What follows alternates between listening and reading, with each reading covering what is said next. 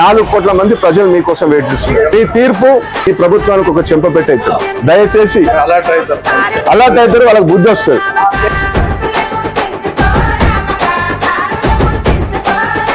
కేసీఆర్ ఉన్నప్పుడు మాఫీ చేసింది. ఇప్పుడు ఒక్కొక్క షాప్ కి 1,00,000 రూపాయలు, 1,20,000 కత్తెర పెట్టాలా?